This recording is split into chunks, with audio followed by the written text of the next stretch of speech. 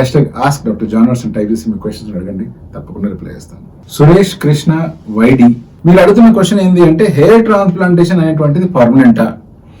ఒకవేళ అది పర్మనెంటే అయితే మరి మాటికి ఎందుకు ట్రాన్స్ప్లాంట్ చేయించుకుంటుంటారు? కొంతమంది మనం వింటూ ఉంటాం, సెకండ్ హెయిర్ ట్రాన్స్ప్లాంట్ చేయించుకున్నారు, లేదా కొన్నిసార్లు థర్డ్ హెయిర్ ట్రాన్స్ప్లాంట్ సర్జరీ కూడా చేయించుకున్నారు అని. మీ మొదటి క్వశ్చన్ కి ఆన్సర్ ఏంటి అంటే, hair transplantation proper donor area అంటే పర్మనెంట్ డోనర్ ఏరియా నుంచి కనుక తీసి మనం ఇంప్లాంట్ చేసినట్లయితే అది పర్మనెంట్ రిజల్ట్స్ ని ఇస్తుంది. అలా కాకుండా పొరపాటున ఈ పర్మనెంట్ జోన్ లేదా ఈ సేఫ్ జోన్ లో నుంచి కాకుండా దాని పై నుంచి కానీ లేదా ఆ సేఫ్ జోన్ కింద నుంచి కానీ మనం హెయిర్ తీసి ఇంప్లాంట్ చేస్తే అవి ఫ్యూచర్ లో రాలిపోయే అవకాశాలు చాలా పెరిగిపోతాయి. మరి హెయిర్ ట్రాన్స్ప్లాంటేషన్ కనుక పర్మనెంట్ అయితే ఎందుకు రెండో సర్జరీ మూడో సర్జరీ చేయించుకుంటారు అంటే, హెయిర్ ట్రాన్స్ప్లాంటేషన్ చేయించుకునేటప్పుడు ఎంతైతే బాల్డ్ ఏరియా ఉంటుందో ఆ ఏరియాలోనే హెయిర్ ట్రాన్స్ప్లాంట్ చేస్తాం. ఫర్ ఎగ్జాంపుల్ మీకే కనుక ఫ్రంట్ ఏరియా బాల్డ్ ఉంది, వెనకలంతా జుట్టు ఉంది అనుకుందాం, అండ్ మీరు ఇంకా ఫర్దర్ బాల్డ్ అవుతున్నారు. అటువంటిప్పుడు ఫస్ట్ నేను ఇచ్చే సజెషన్ ఏంటి అంటే, పూర్తి బాల్డ్ వచ్చేసి కంప్లీట్ గా బాల్డ్నెస్ ఆగిపోయి ఇంకా ఫర్దర్ బాల్డ్ అవ్వట్లేదు అని తెలిసిన తర్వాత హెయిర్ ట్రాన్స్ప్లాంట్ చేయించుకోమని. మనకు ట్రెడిషనల్ హెయిర్ ట్రాన్స్ప్లాంటేషన్ బుక్స్ కూడా ఇవే సజెస్ట్ చేస్తాయి. కానీ ప్రత్యేకించి క్లయింట్స్ ఏమంటారంటే, సార్ నేను బట్టలు అయ్యేంత వరకు వెయిట్ చేస్తూ కూర్చుంటే నాకు వయసు అయిపోతుంది, ఈ ఏజ్ లో ఎక్స్పీరియన్స్ చేయవలసిన బ్యూటిఫుల్ థింగ్స్, బ్యూటిఫుల్ మెమరీస్ ఇవన్నీ నేను బట్టతల్లోనే మిగిలిపోవాల్సి వస్తుంది, అందుకని నాకు ఎంత బాల్డ్ ఉందో అట్లీస్ట్ అక్కడనే జుట్టు పెట్టండి, తర్వాత చూసుకుందాము అంటారు. సో యూజువల్ గా ఇటువంటి సిచ్యువేషన్ ఎదురైనప్పుడు నేనేం సజెస్ట్ చేస్తానంటే, ఫ్రంట్ ఏరియాలో హెయిర్ ట్రాన్స్ప్లాంటేషన్ చేసి, అంటే ఎక్కడైతే లాస్ ఉందో, ఫర్ ఎగ్జాంపుల్ బ్యాక్ ఏరియాలో లాస్ ఉందంటే బ్యాక్ ఏరియాలో ట్రాన్స్ప్లాంట్ చేద్దాం. సో ఆ ఏరియాలో ట్రాన్స్ప్లాంట్ చేసి ఏ ఏరియాలో అయితే ఇంకా బాల్డ్నెస్ రాలేదో బట్ వచ్చే అవకాశం ఉందో వాటిని అట్లీస్ట్ బేసిక్ మెడికేషన్స్ వాడి కాపాడుకోవాలని సజెషన్ ఇస్తాను.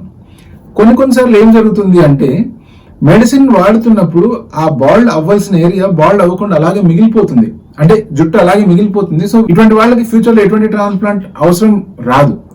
కానీ మోస్ట్ ఆఫ్ ద టైమ్స్ ఏం జరుగుతుందంటే, మనం మెడికేషన్ వాడి ఎంత సేవ్ చేసుకుంటూ పోయినా కూడా over a period of time మళ్ళీ ఆ ఎగ్జిస్టింగ్ హెయిర్ ఉన్న ఏరియా బాల్డ్ అయిపోయే ఛాన్స్ ఉంది. అటువంటి సిచ్యువేషన్ లో సెకండ్ ట్రాన్స్ప్లాంట్ కానీ, లేకపోతే ఆ బాల్డ్నెస్ మళ్ళీ పెరిగింది లేదా ఆ బాల్డ్ ఏరియా ఇంకా ఎక్స్టెండ్ అయింది ఏజ్ పెరిగే కొద్దీ అంటే థర్డ్ ట్రాన్స్ప్లాంట్ కానీ అవసరం రావచ్చు. ఇంకొక సినారియో చూద్దాం, రిపేర్ హెయిర్ ట్రాన్స్ప్లాంట్. అంటే ప్రత్యేకించి కొంతమంది హెయిర్ ట్రాన్స్ప్లాంటేషన్ తెలుసో తెలియకనో చేంజ్ చేసుకుంటారు, బట్ హెయిర్ ట్రాన్స్ప్లాంటేషన్ జరిగిపోయి 1, 2, 3 సంవత్సరాల తర్వాత వాళ్ళకు ట్రాన్స్ప్లాంట్ చేసిన వెనకాల ఏరియా ఫర్దర్ గా బాల్డ్ అయిపోతూ ఉంటుంది, లేదా హెయిర్ ట్రాన్స్ప్లాంటేషన్ చేసిన ఏరియా హెయిర్ లైన్ మరీ కొంచెం కిందికి పెట్టడం కానీ జరుగుతూ ఉంటుంది. సో అటువంటి సిచ్యువేషన్ లో వాళ్ళు దాన్ని కరెక్ట్ చేసుకోవాలని అనుకుంటూ ఉంటారు. ఆ పీరియడ్ లో కూడా మళ్ళీ ఇంకొక హెయిర్ ట్రాన్స్ప్లాంటేషన్ అంటే సెకండ్ హెయిర్ ట్రాన్స్ప్లాంటేషన్, దాన్ని మనం రిపేర్ హెయిర్ ట్రాన్స్ప్లాంట్ గా కన్సిడర్ చేసుకోవచ్చు. అటువంటి ట్రాన్స్ప్లాంట్ చేయాల్సిన అవసరం ఉంటుంది. కొంతమంది ఏమంటారంటే, ఫస్ట్ ట్రాన్స్ప్లాంట్ జరిగినప్పుడు పెట్టిన జుట్టు అంతా బాగానే వచ్చింది కానీ నాకు ఇంకొంచెం గ్యాప్స్ ఉన్నాయి, నాకు ఇంకొక హెయిర్ ట్రాన్స్ప్లాంట్ చేసి అక్కడ ఫిల్లింగ్ చేయండి అని అడుగుతుంటారు.